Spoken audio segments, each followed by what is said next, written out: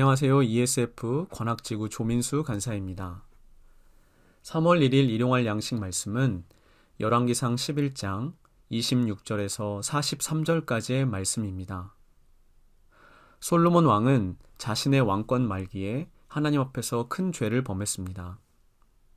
하나님께서는 이스라엘 남자들에게 이방 여인들과 결혼하지 말라고 여러 차례 경고하셨습니다.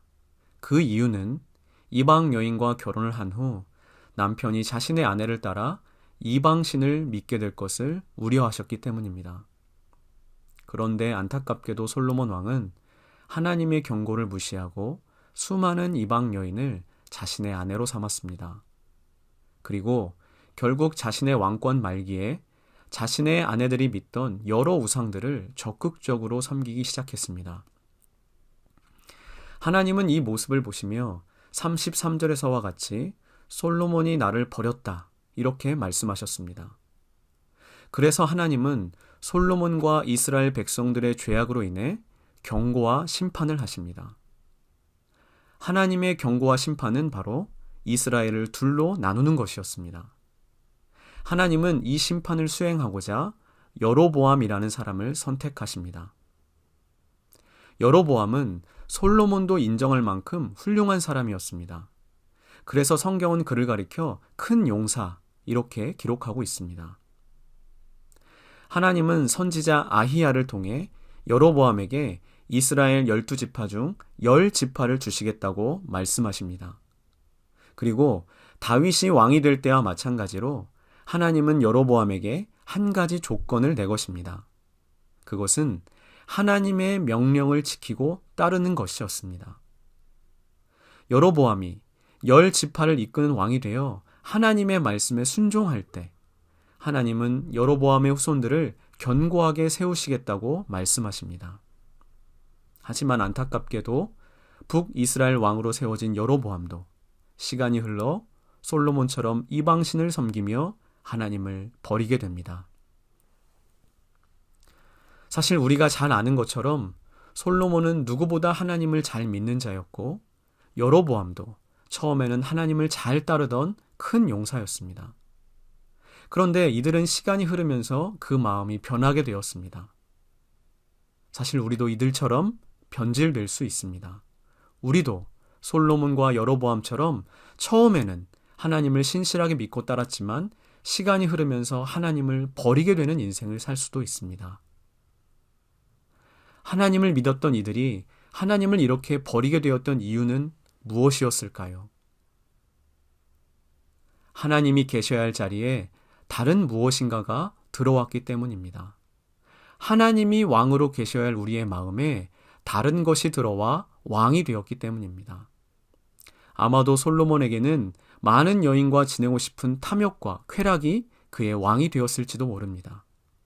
또한 여로보암도 자신이 다스리던 백성들에게 그 받는 인정과 관심이 그의 왕이 되었을지도 모릅니다. 그렇다면 우리의 왕의 자리를 호시탐탐 엿보는 것은 무엇입니까? 나의 왕자리를 차지하는 것이 돈일 수도 있습니다. 사람들의 인정과 칭찬이 될 수도 있습니다. 또는 세상이 주는 쾌락과 즐거움이 될 수도 있습니다. 이런 것들이 우리의 왕이 될 때 우리는 하나님을 버리게 됩니다. 그렇다면 나에게 리트머스 시험지처럼 나의 왕자리에 무엇이 있는지 알 수 있는 방법은 무엇일까요? 여러 방법이 있을 수 있겠지만 그중 한 가지를 말씀드리면 나에게 이것이 없다면? 이라는 질문을 스스로에게 해보는 것입니다. 나에게 이것이 없고 충분히 주어지지 않는다면 나의 인생은 너무 괴롭고 슬플 것 같다 한 생각이 든다면 바로 그것이 여러분들 마음에 하나님 자리를 위협하는 것입니다. 일용할 양식 구독자 여러분, 아무리 현재 하나님을 향한 믿음이 굳건해도 우리는 언제든지 시험에 빠질 수 있고 하나님을 버리게 될 수도 있습니다. 왜냐하면 우리를 넘어뜨리고자 노력하는 악한 영들이 존재하기 때문입니다. 하지만 우리가 나를 정직하게 비춰주는 말씀을 꾸준히 묵상하고 세상에 내 마음을 빼앗기지 않도록 하나님께 도움을 구하며 기도한다면 우리는 계속해서 하나님과 동행할 수 있습니다.